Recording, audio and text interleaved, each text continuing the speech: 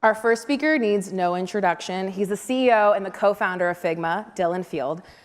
We do have his mom's email, and since she likes to embarrass him, that's how we got this photo. Thank you, Beth. I don't know where you are. Hey. Welcome, Dylan.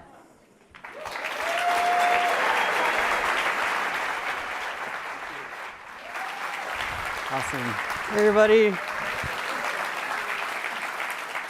A big thank you to Noah and Tori for being our MCs today, and a huge welcome to Config. Thank you for being here. This is a really special moment for us. It's our first of many things today, but especially our first user conference. We've done meetups across the world, but this is our first one with all of you here in San Francisco. And one thing that I'm really proud of, I'll make this full screen, is that Figma is an incredibly global community. So just to get a show of hands, how many people have actually traveled from outside the United States to be here today? It's amazing. Thank you so much. I think 4 of you have actually traveled from Bangalore today, which I think is wins the prize for largest distance traveled, clocking at almost 8,700 miles, which is incredible to see you here. And also shout out to Bruno, who made this map, which shows how we're all coming from and all the different places that we call home.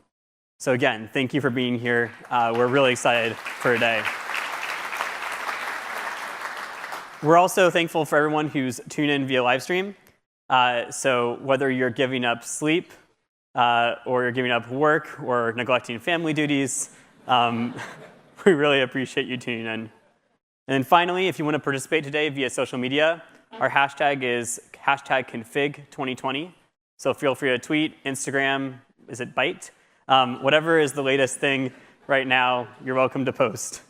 So this is also a special moment for me because 7 years ago in August 2012, Evan and I started Figma. And Evan, my co-founder, and we faced a lot of skepticism originally. At first, people said, honestly, we're not sure this is going to work in the browser. There's a lot of doubt that that would actually be real. On top of that, when we launched 4 years ago on a certain website that's kind of like Hacker News, but for designers, we got a lot of comments. For example, some of them said, if this is the future of design, I'm changing careers.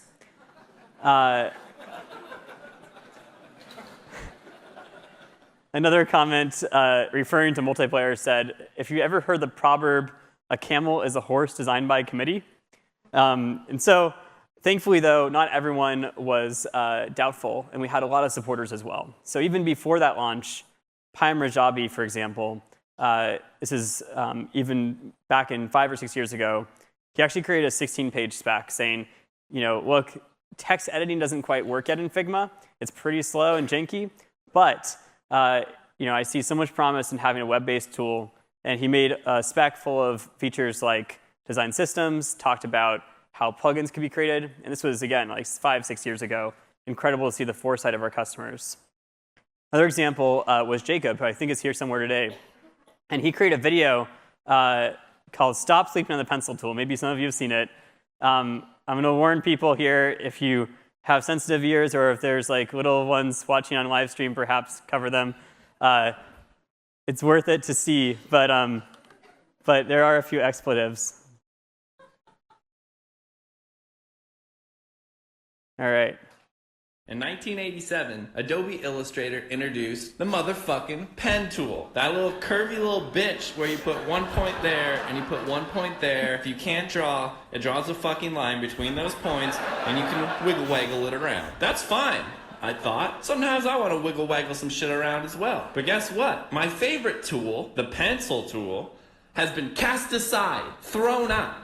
Apps like Sketch, which are literally named motherfucking Sketch, they don't even follow your cursor anymore. Literally, how am I supposed to sketch with it? Apps like Figma don't even include the pencil tool. They think the pen tool is enough. And so here I am, 2017, Microsoft Paint, done. Mac Paint, done. I have to have a $9.99 subscription to Photoshop to draw a line from here to there with laser precision. Some fucking bullshit. Who is going to right this wrong? This is a call for help.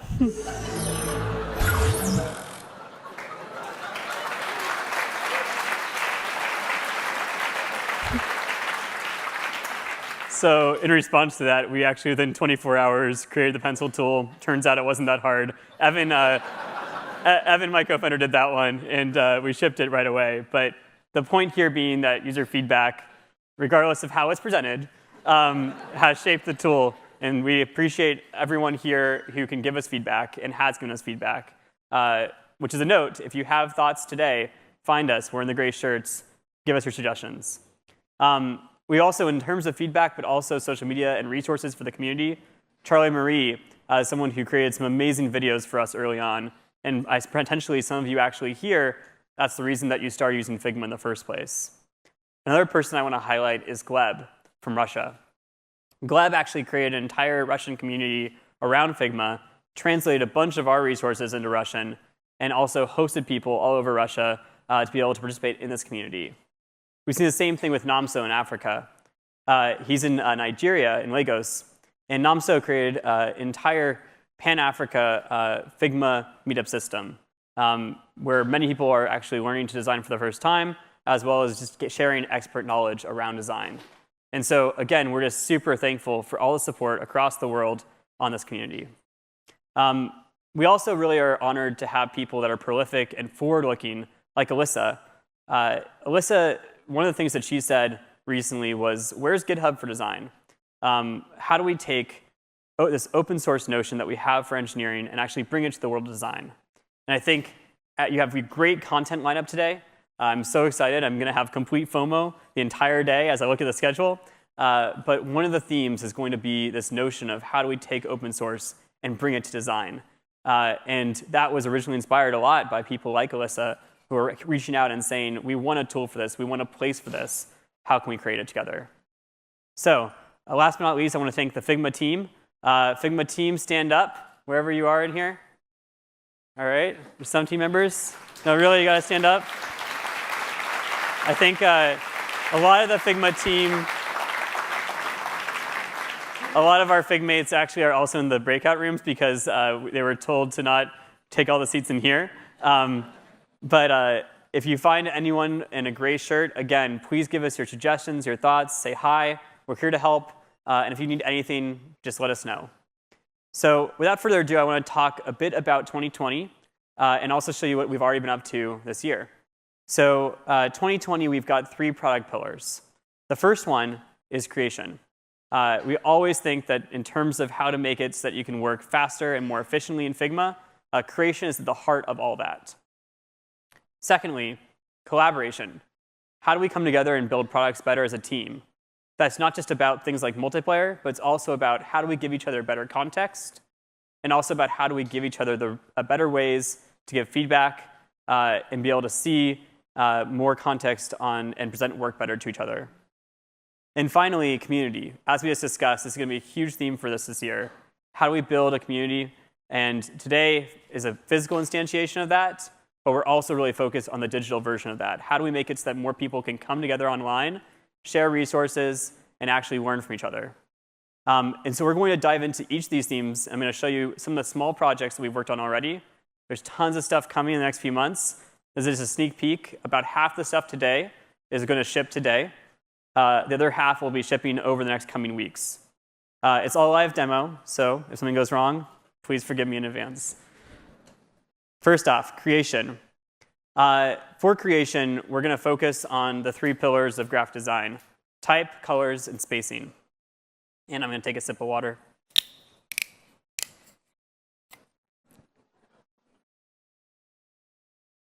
All right. So first off, on type. Let me just first introduce where we're at. So this is Twigma. You could call it an offshoot of Figma. Twigma is a app that you can use to buy plants. And just note that all plants are 15% off in February. So what we're going to do is we're just going to update some of the styles here and make it so that we do a little bit of a brand refresh for Twigma. I'm going to open up just to show you sort of how it was before. One thing that we're going to show you for fonts and type is an updated font picker. So just to remind you, the way that font picking works today in Figma, I'll zoom in. I go over here, and I click this menu, and then I have this very long list of fonts that I can scroll through forever. So now we're trying to make it a bit of a better experience. So if I zoom in here, what I'm going to do is I'm going to change this style right here, this local style. And I'm going to do that by clicking on Arial. And we're going to change it to white ink trap. But I could also, if I wanted to look for other fonts, this just shows the fonts in my document. I can also search. I can also, if I want to, I can go to a More Fonts panel. And I can actually edit my favorites. I can take away American Typewriter. I can add something else, maybe Avenir. And then from there, I can actually go back and change the style as well. So hopefully, this makes it so that changing fonts in Figma becomes a lot easier to do. Assuming the AV doesn't go weird on us. One moment.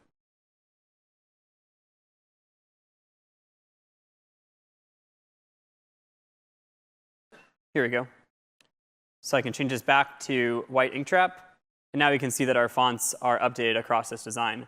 So anyway, so I wanted to highlight that as an example of the font picker changing. It's a little detail, but something that we're really excited about. We think will make it a lot more efficient to do work in Figma. The second demo that I want to show off is a better way to change colors in Figma. So right now, if I go into this selection right here, we have a bunch of different colors in this selection. There's fills, there's a sort of like mustard fill, a green, there's type fills, and there's also potentially text as well. And so how do we actually change all these colors? Right now I have to double click into each one, change them each individually. So in contrast, one thing that we're starting to look into is this idea of making it so it's easier than ever to change colors in Figma. And so we can do that by, you'll see over here, there's a selection colors panel. And this makes it so that everything in your selection you can instantly see, and you can change right away. So if I click on this old Figma mustard, I can change it to a light purple, for example, and it just changes right away.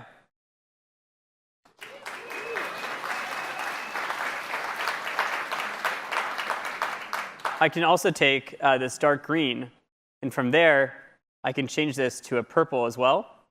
And you'll see that it updates as I go. And this makes it so much easier to change colors across text, across icons, fill, stroke. It's really a game changer when it comes to efficiency. And so I'm excited for all the time that you're going to save for this one. It's already saved our team a ton of time just beta testing it.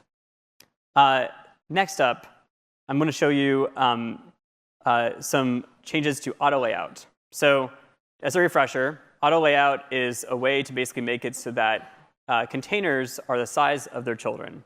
What do I mean by that? So if you haven't seen it, auto layout was one of our more popular launches last year.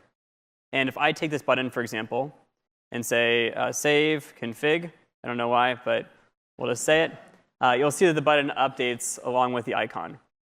One of the things that we heard when we shipped auto layout was that there's a lot of need for constraints with auto layout.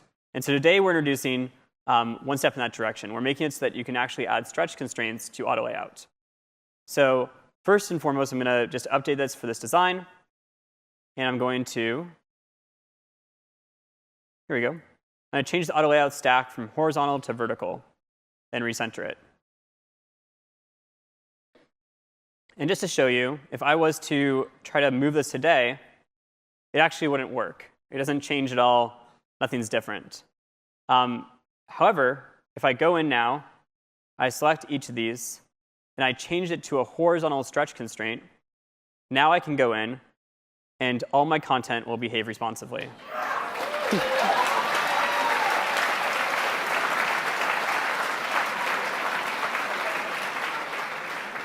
So we're excited to keep improving auto layout, but this is, I'm also really thrilled to see what you're going to do with this. Last but not least, on the creation side, one more. I have to hook this up, so give me a second. We're going to, this demo is going to be a sort of a, we'll call it maybe sort of like a Tinder for plants. So one piece of feedback we've been hearing quite a lot is that it'd be great to have a support for key down events in prototyping mode. And if you look at this, we've actually added the ability to have on your gamepad. This is already set up, so I'll just zoom in just so you can see. If you press the B button, it'll go to the next part of the prototype. So let's see what that looks like. This is the Xbox accessible controller, by the way. It's very neat. So if we like this plant, oops.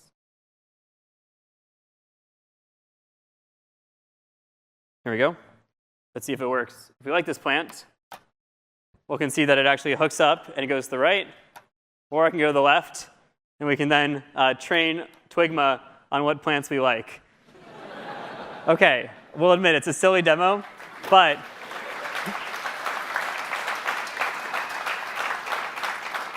while a silly demo, something that people have been requesting for ages is to have the support for being able to navigate prototypes this way. So just to recap, we have 4 features that are launching today in the creation category. So first of all, we have a font picker that's going to be updated. This will make your work way more efficient to find type. This is coming soon. Available right now is selection colors, as well as auto layout with stretch. And finally, gamepad support is coming quite soon. Next up is collaboration. I'll unplug my controller. So when we think about collaboration, we think about a bunch of different areas that we can improve. Some of them include how do we make it so that people have better context around what they're collaborating on, as well as making it so that more people can then access the design and be able to give feedback at the right time. And I will show off a few of the different features that we're looking at here around this.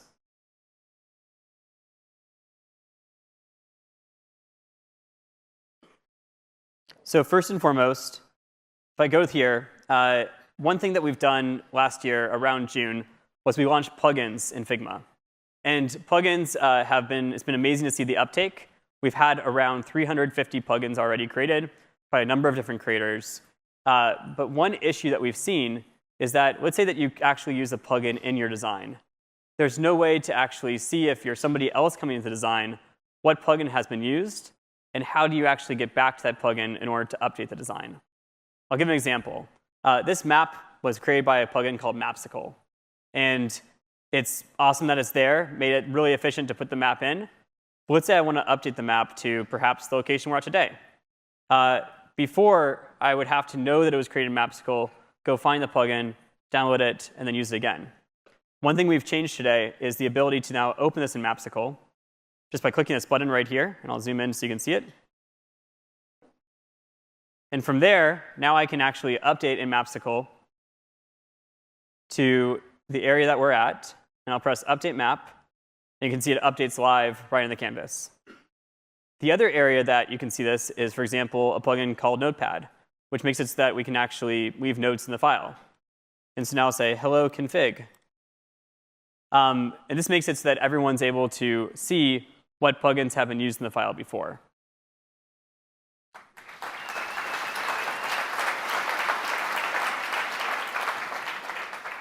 The next feature, you might be surprised that we didn't have it in the version 1 of Figma, because it's sort of an example of the web done right, I think. And that's links in Figma. So before, it was impossible, unless you're in prototyping mode, to actually make links in the editor. And now, with this feature, you'll be able to link to things both outside of Figma and inside of Figma. So let's see some examples. So if I click this link to check out PRD, you'll see it opens up our Notion page. We can actually see the Figma PRD, which is surprisingly detailed.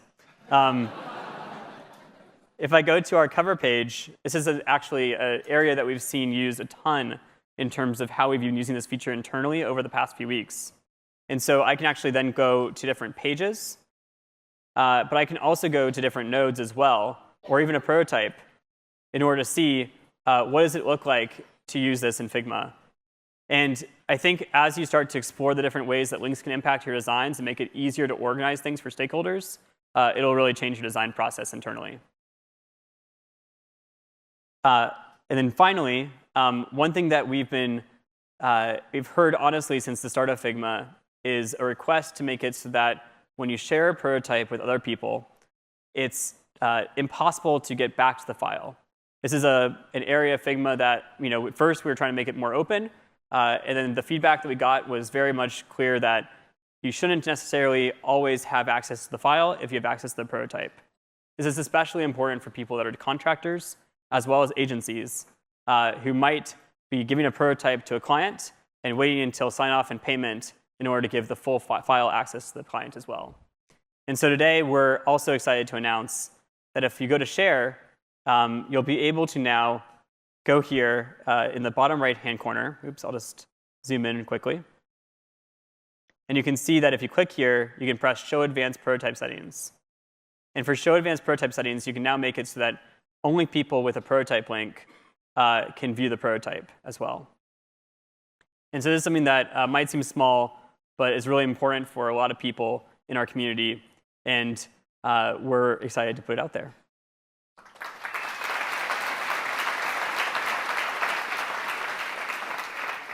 So to summarize, we've got the Plugin Inspector API, which is available now. And then hyperlinks and also prototype-only sharing are coming in the next few weeks. Last but not least, we have community. And so we launched our community back in October, and we've had a very small closed beta. A big thank you to everyone here who participated in the quilt. We're actually going to go over that in a second. But the community's mission was really to make it so that people could start to view source for design. How can you make it so that more people can actually see into the design process and be able to participate and learn from each other, and then also share their work in an available, accessible way that other people can build on.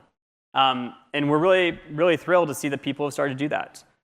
These tools were not available for designers before. It was impossible to do that at scale and with a place that actually had that norm. And so by trying to combine a tool, an authoring environment with a space, we think that there's an opportunity to make it so that more people engage in open source design.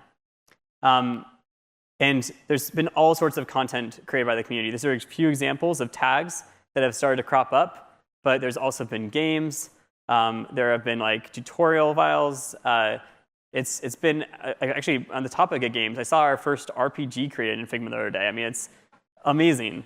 And so I'm going to show a few examples of the files that have been created so far. So if I go to the community page, one thing I'll show off, and this is actually going to be a talk is given by Miguel later today, is the VS Code kit. There's actually an entire toolkit for VS Code that you can view in Figma. And you can see it's been duplicated and liked quite a lot of times. And you can go in here and you can actually learn from how VS Code is being developed.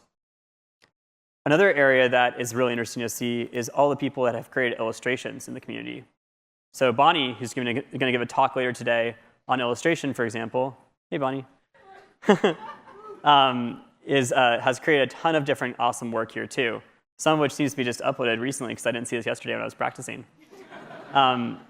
But I definitely encourage you to check out her profile and also attend her talk later to see how you, too, can create illustrations in Figma. We've also seen companies like Google create material design and upload it to Figma. So, oops, I'll search material. Here we go. So material design, we all know and use it. And so now you can actually use that right in Figma, right from Google. And they'll be able to update this, and you'll be able to pull in the updates as well. For Gleb, who I mentioned earlier from Russia, he's also been very busy. One of the things that he created that I thought was quite neat was a Pac-Man game.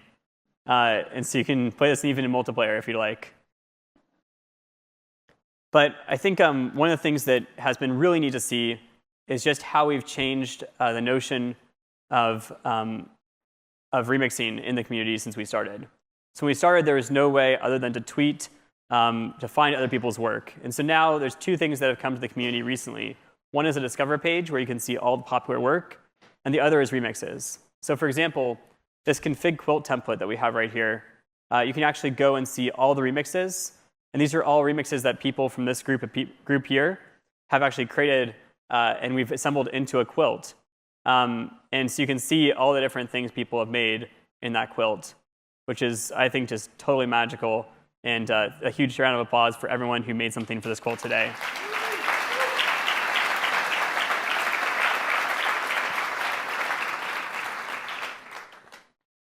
when I think about open source design, here we go.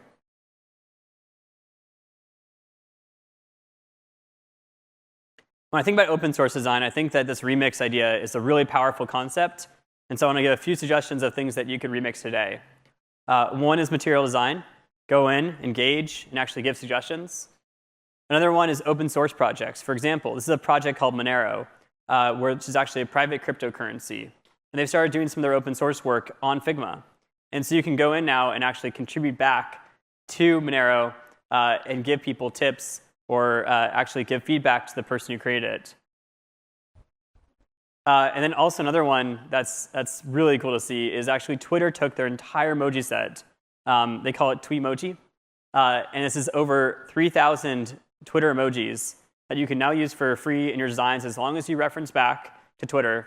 But you can also go tweak that as well and go give those suggestions to Twitter. And as I think about where we're going with community, to me it's really exciting to have this idea of open source design because we've never had it before.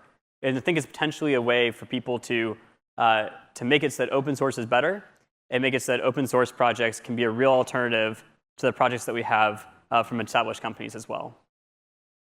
So in summary, we've got 3 product themes for 2020.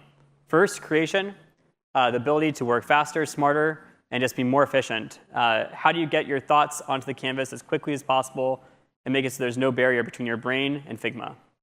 Secondly, collaboration, making it so you can build products as a team and establish context better. And third, the community. We've had over 1,000 files created, but this is just the start. We're in a closed beta period right now, and we're really excited to welcome more people in. So if you're on the live stream and you're not in the Figma community yet, you definitely come and tweet at us, and we'll try to let you in. And we'll be growing the number of people in the community soon as well. So in summary, thank you. And also, if you're interested in seeing any of the things I just demoed, meet us at the demo bar, where we've got Figmates here and ready to show off the features, and you can play with them live. Thank you so much.